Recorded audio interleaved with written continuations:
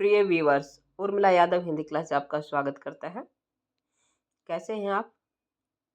उम्मीद करती हूँ आप सभी बहुत बहुत अच्छे होंगे और अपनी तैयारी जोर शोर से कर रहे होंगे। हमारा आज का विषय हिंदी व्याकरण है। ये आपके लिए प्रैक्टिस टेस्ट नंबर 7 है। कुछ प्रश्न दिए गए हैं 4 विकल्प के साथ। सही विकल्प का चयन करना है। बहुत ही सिंपल है, बहुत ही आसान प्रश्न है। शुरुआत से लेकर लिए गए हैं ये।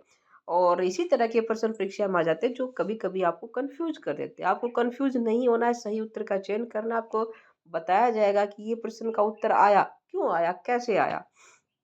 तो आप वीडियो को अंत तक अवश्य देखें और साथ ही अच्छा लगे तो लाइक करें, अपने बाकी दोस्तों को शेयर करें और ये चैनल पर नहीं तो सब्सक्राइब अवश्य करें ताकि मेरा उत्साहवर्धन हो। और चलिए अभी ज़्यादा समय न गंवाते आगे बढ़ते हैं। पहला प्रश्न स्क्रीन पे आपके सामने, वर्ण के कितने भेद है? 3, 2, 4, 5 कितने भेद है वर्ण के, हमें ये बताना है। तो वर्ण के मैं आपको बता दूं, आपको भी पता चल गया होगा कि कितने हैं। आपने अपने उत्तर का चयन कर लिया होगा और मैं भी अपने उत्तर का चयन करती हूँ। वर्ण के 2 भेद होते हैं। कितने भेद होते हैं? 2 भेद होते हैं। कौन कौन से? स्वर और व्यंजन। चलिए अगला प्रश्न स्क्रीन पे है, हिंदी वर्णमाला में अयोगवाह की संख्या कितनी है? पहले आप ये देखिएगा कि अयोगवाह कौन से, उसके बाद पता चल जाएगा कि कितनी संख्या है। अयोगवाह कौन कौन से है? अंग और अ है। 2 अयोगवाह है, 2 लिखे हैं मैंने, तो क्या हो गया? उत्तर हमारा क्या हो जाएगा? 2। अयोगवाह की संख्या कितनी है? 2। हिंदी वर्णमाला में 2 अयोगवाह है। अनुनासिक का अन्य नाम क्या है? अनुनासिक, ध्यान दीजिएगा, अनुनासिक है, इसका अन्य नाम क्या है? अनुस्वार है, चंद्रबिंदु है, पंचवर्ण है, पंचमाक्षर है। अनुनासिक, अनुनासिक का जो अन्य नाम है वो है चंद्रबिंदु। इसका जो निशान होता है, चिन्ह होता है, सिंबल होता है, वो होता है चंद्र बिंदु। शिरोरेखा के ऊपर चंद्र बिंदु, ठीक है। और जो अनुस्वार है, अनुस्वार, इसका जो सिंबल चिन्ह होता है वो शिरोरेखा के ऊपर बिंदी, ठीक है। तो अनुनासिक का दूसरा नाम क्या होगा? चंद्र बिंदु। आगे बढ़ते हैं। अनुनासिक का उच्चारण कहाँ से होता है? चंद्र बिंदु निशान हो गया, चिन्ह हो गया, सिंबल हो गया। अब इसका उच्चारण कहाँ से होता है? मुंह से होता है, नाक से होता है, नाक या मुंह दोनों से होता है, या फिर केवल मुंह से होता है? अनुनासिक, अनुनासिक का उच्चारण होता है केवल मुंह से। गलत होगा। नाक व मुंह दोनों से, मुंह व नाक दोनों से होता है अनुनासिक का उच्चारण। मुंह से भी होता है, नाक से भी होता है।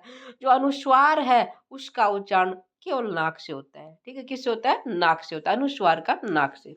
आगे बढ़िए। प्रश्न नंबर 5 है, अक्षय निम्न में से किस वर्ण से मिलके बना है? क प्लस में श, क प्लस में स और क प्लस में दंत्य स, क मूर्धन्य श, क और अक्षय कौन से मिलके बना है? सोच लिया होगा। और सही उत्तर है क प्लस में मूर्धन्य छ, ठीक है। मूर्धन्य श से मिलके बना हुआ है अक्षय। और शब्दकोश में क के बाद जो अक्षय है, जो संयुक्त व्यंजन है, इसका स्थान आता है। उसके बाद प्रश्न नंबर 6, स्वर के कितने भेद हैं?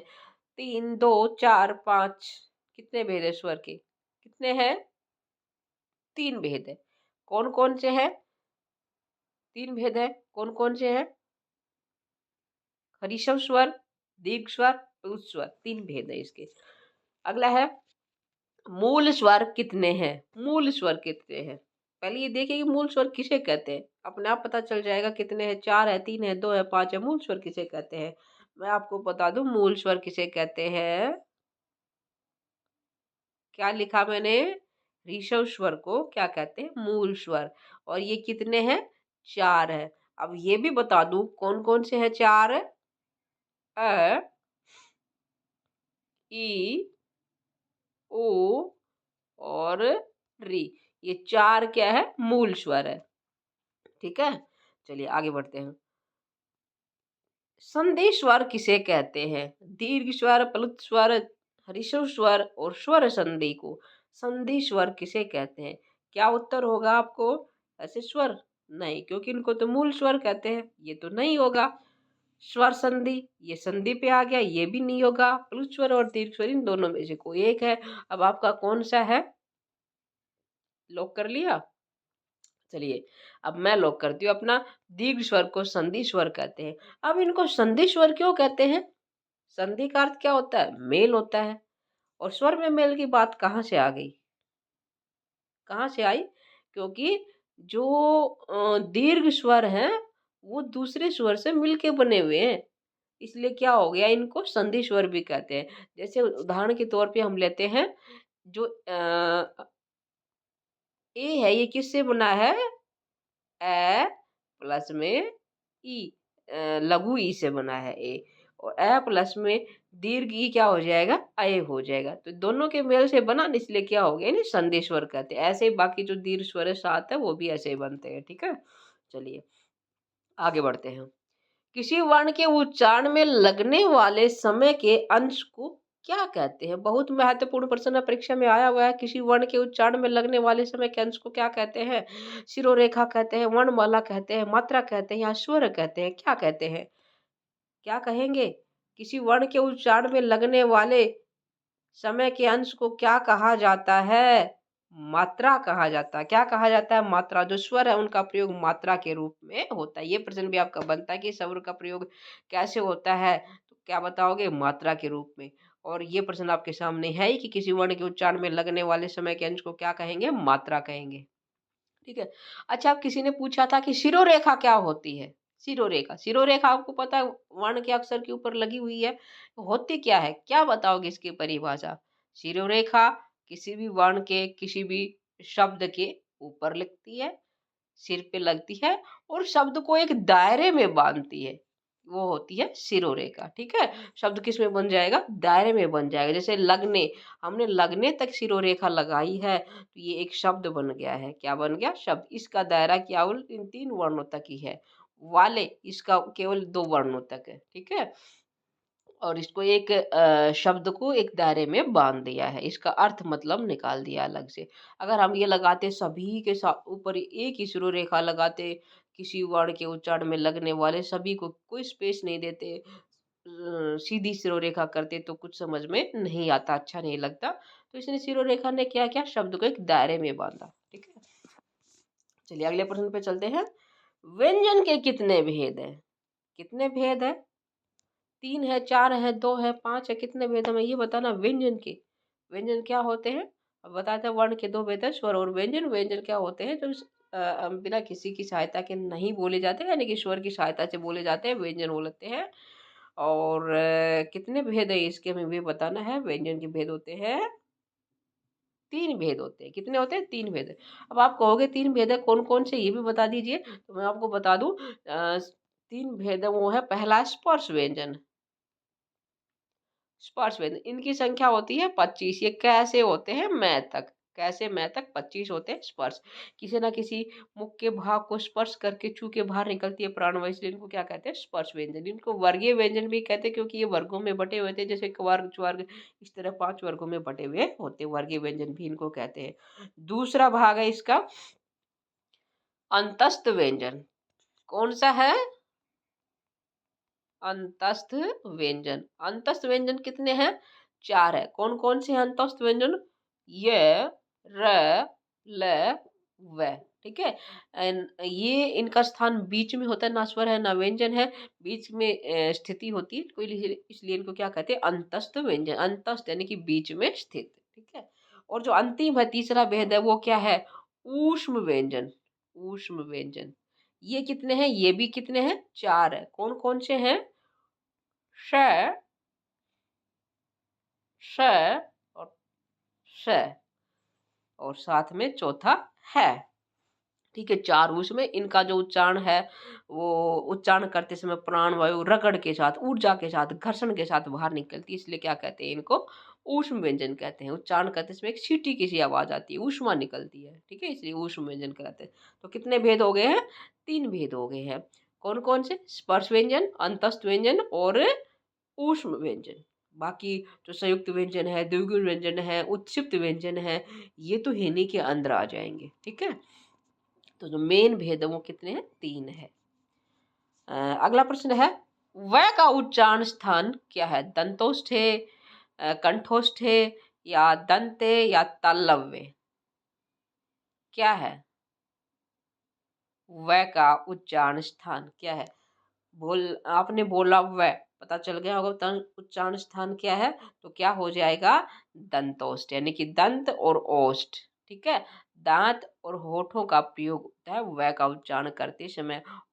दांत व, दांतों को स्पर्श करती है जिह्वा, और जो साइड के होठ है साइड से वो स्पर्श होते हैं, इसलिए क्या हो जाएगा? दंतोष्ठ है व का उच्चारण स्थान। अगला प्रश्न है, ओ का उच्चारण स्थान क्या है? कंठ, तालव्य, कंठ तालु या मूर्धा? ओ का उच्चारण स्थान क्या है? क्या है? बोल के देखिए, ओ पता चल जाएगा। तो क्या आया आपका? मेरा तो कंठोष्ठ है, और बिल्कुल से कंठ और ओष्ठ, कंठ और ओष्ठ दोनों को मिला के व का ओ का उच्चारण होता है, तो क्या हो जाएगा? कंठोष्ठ। अगला है, निम्न में से अर्ध स्वर क्या है? अर्ध स्वर, चार विकल्प है, चारों में से जो अर्ध स्वर है वो बताने हैं।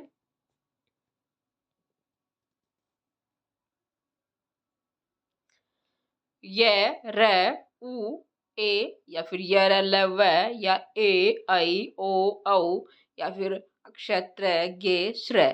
इनमें से अर्ध स्वर कौन से हैं ये बताना है, और सही विकल्प होगा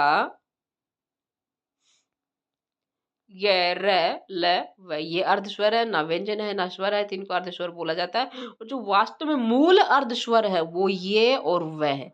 क्या है? केवल ये और वह। वैसे तो चार अर्ध स्वर में आते हैं, लेकिन जब बात मूल अर्ध स्वर की आती है तो ये और वह की आएगी। ठीक है, चलिए आगे। अक्षत्रज्ञ श्र श्रमिक, ये क्या है? श्र जिसे हम श्रमिक बोल देते हैं, श्र से वर्ड बना रखा है। अक्षत्रज्ञ और श्र, ये क्या है? संयुक्त व्यंजन है। क्या है? संयुक्त व्यंजन। ठीक है, चलिए अगला देखते हैं। विसर्ग का उच्चारण कहाँ से होता है? विसर्ग जिसका सिंबल 2 कॉलम है, इसका उच्चारण कहाँ से होता है? तालु से, कर्ण से, मूर्धा से या दंत से? विसर्ग का उच्चारण कहाँ से होता है ये बताना है। और विसर्ग का उच्चारण होता है कहाँ से?